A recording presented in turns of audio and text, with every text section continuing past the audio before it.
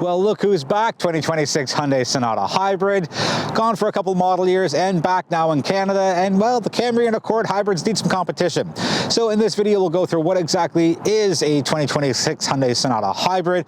We'll go through our perks, quirks, Irks, baseline numbers, analyze a bunch of numbers, and see how the Hyundai Sonata Hybrid stacks up against its two competitors. Let's get started with our baseline numbers as usual. So 2-liter 4-cylinder engine, 192 horse, 151 pound-feet of torque, 6-speed automatic as opposed to a ECVT, and front-wheel drive only. I know that's not a number, but it's still part of the engine specs. As far as fuel consumption goes, because that's really important for hybrids, the Sonata Hybrid runs off a 50-liter fuel tank compared to the gasoline trims that run off a 60-liter fuel tank. And Natural Resources Canada has this at 5 liters per 100 kilometers combined, meaning you can go theoretically up to 1,000 kilometers. Spoiler alert, I did a one-tank challenge to Montreal and back in one day. Did not hit 1,000. It was high 8s. I didn't get the exact number because the gas stations were far and few between on the way home. So, still very impressive. Now, I'm at 6.3 liters per 100 kilometers combined over 1,492.3 kilometers. There's another couple of hundreds left to go in my test week. So, still really good numbers, but not as low as advertised. Now, there's a small asterisk here. I drove to Montreal and it snowed the entire way. Not storming, but constant snow, and I got stuck behind, I think, 4 snow plows, so definitely had an impact on things. One more number, and then we'll get into the perks, quirks, and Irks. So Hyundai says they expect a take rate of 60% for the hybrid compared to the 40% for the gasoline, and I don't know the split for the gasoline between the all-wheel drive regular Sonata and their top trim high output N-Line. On to the perks side we go. So first up is this drives exceptionally well, and I'm happy from a driving traditionalist standpoint that Hyundai went with a 6-speed automatic as opposed to an ECVT. I like the drive feel better overall, and I will take a geared transmission over a CVT 7 days a week. If you do like, again, that traditional side and feel of the drive, then the Sonata Hybrid does extremely well. There are regen paddles just like you have with an EV, but it's for the hybrid, and it's pretty much one pedal driving, and it's pretty cool to see it in a hybrid. And yes, I know it's not the only hybrid that has this kind of technology, but it's the best implementation of it. The 6-speaker audio system sounds pretty good, and again, over almost 1,500 kilometers, including that long day trip to and from Montreal. I've had a lot of experience with AM radio and FM radio and the Spotifys and the podcasts, and things turned up super loud and things really brought down to find the different types of settings that I need for my audio. And yes, the top trim N-Line has 8 speakers, but you won't be disappointed. You shouldn't be disappointed, let's say, with a 6-speaker audio system. A lot of standard features here. You get the heated seats and the ventilated seats and the big panoramic sunroof and the 2-stage heated steering wheel, which is pretty cool. You get your wireless Apple CarPlay. You get your wireless Android Auto, a 12.3-inch infotainment screen. And the seats are leather. They're not that in-between vinyl or some synthetic material, so they feel really good. Seats are also extremely comfortable. No driver fatigue for my long trip, again, to and from Montreal. There's plenty of standard safety here in the Sonata Hybrid for 2026. And your fronts are covered, your rears are covered, your sides are covered, and it's very predictable Hyundai as far as stacking up your standard safety feature list extremely high. The cabin itself is fairly spacious. You don't have that closed-in feeling. I thank the big panoramic sunroof for that. And rear seat space is pretty good. I myself would spend a few hours back there and not have to worry about twisting and turning and contorting to try and find some sort of comfortable seating spot. On the quirk side of things, every time you start the car, regardless of what drive mode you leave it in, it will always default to eco. I get it, it's a hybrid, you want to save the fuel, but it's certainly on the quirky side. Next up is the 2-stage heated steering wheel, and I know that could have been a perk, but the quirk side needs a little bit of love, so it's not the first time I've seen it, but I think it's a really cool and quirky move to give people options, because usually it's either scalding hot or barely warm at all as far as the heating coils go. The light bar fade up front is pretty cool and quirky, and yes, I know before this refresh it had the catfish look thing. It also had a bit of a fade going into the hood. So I'm happy they kept this around. Onto the Irk side of things, and there's only one trim in Canada, and that's not the Irk. Hyundai said they only went with one trim because they wanted to reduce the amount of analysis paralysis and having people go, well, did I make the right choice with this trim or that trim, or should I have done this or that? So their thing was, let's just give them as much as we can with one trim, off we go.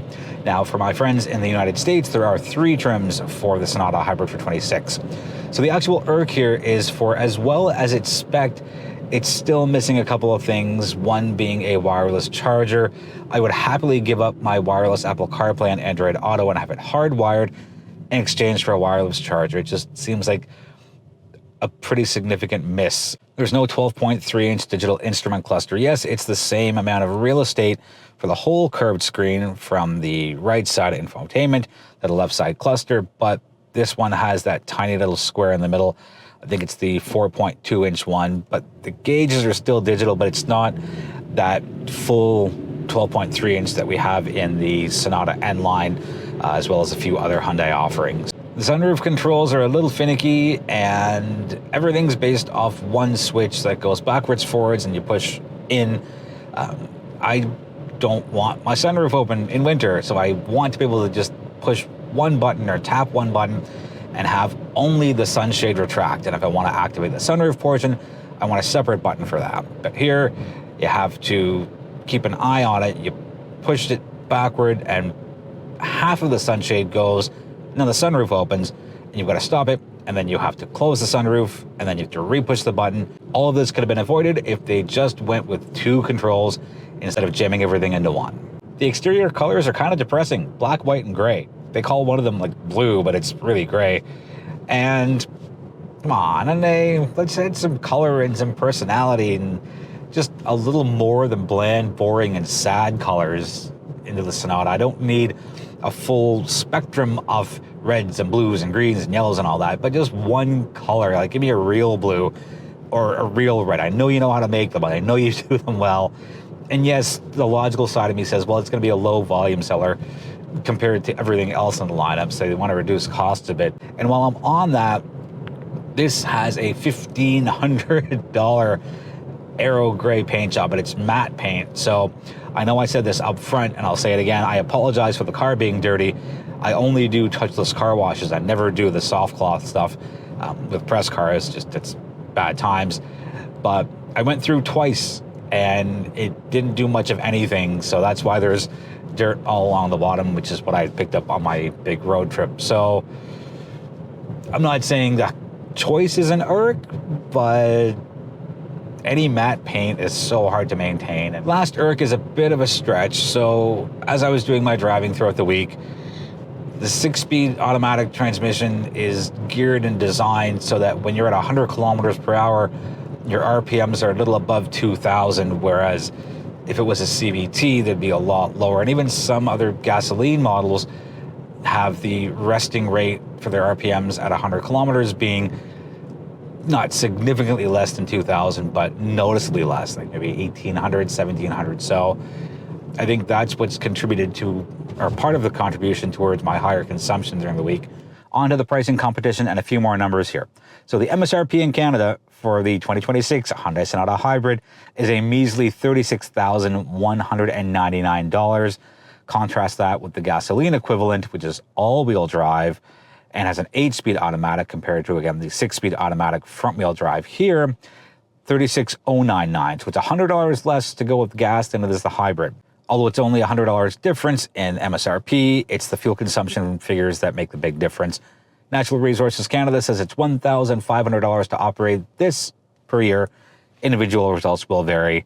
Natural Resources Canada also says it's $2,580 per year in fuel costs for the gasoline, a difference of $1,080. So my first question here is, do you want a hybrid with front-wheel drive, or do you need the all-wheel drive? Because if you don't need the all-wheel drive, save yourself a ton of money on annual fuel costs in exchange for spending an extra $100 on your upfront actual vehicle cost.